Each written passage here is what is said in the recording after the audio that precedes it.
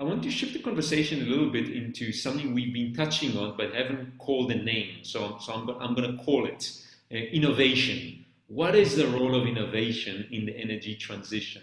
Now that we know of the changing speed at which one can look and understand the future, sense make out of it, and the role of leadership in navigating organization through this messy challenge. Amit, I'm going to refer to you first. What we've been speaking for a long while now in practicing the application of various types of innovation. So maybe just kind of walk us through how do you see various types of innovation playing out in the energy transition, and particularly now as we emerge out of the crisis. Sure, sure. Thanks. I think, well, let me see how I can put it. I think I've classified the types of innovation into three main categories. So the first being that of the core technologies themselves, because if the technologies are not available, then obviously nothing else can be done. And maybe if you had this conversation 10 years back, I would have said that we are still far from being ready. However, we are in an era where luckily for us, we do have a massive shift in the technological landscape.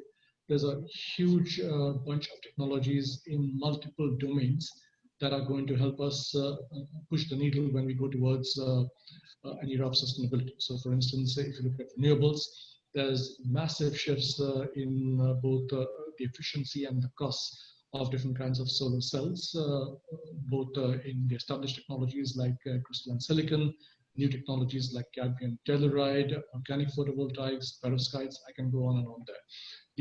The main point is that we can now deploy solar cells in not just the standard business models like utility scale solar, like large solar farms, or even on rooftops, but you can actually integrate them in different buildings as well to exploit the vertical space, like building integrated photovoltaics.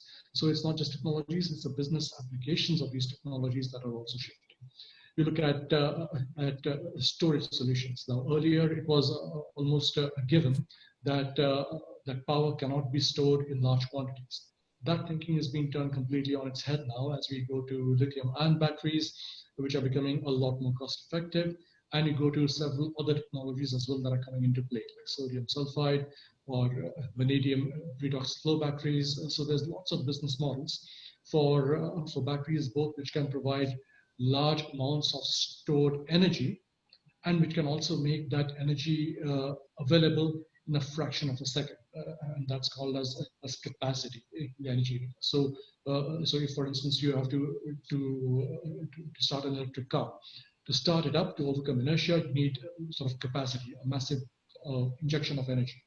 And then once it gets moving, you need to move for a long time without losing charge. So that's the component of energy. So you've got several innovations there. If you go to energy efficiency, once again, there's multiple kinds of innovations in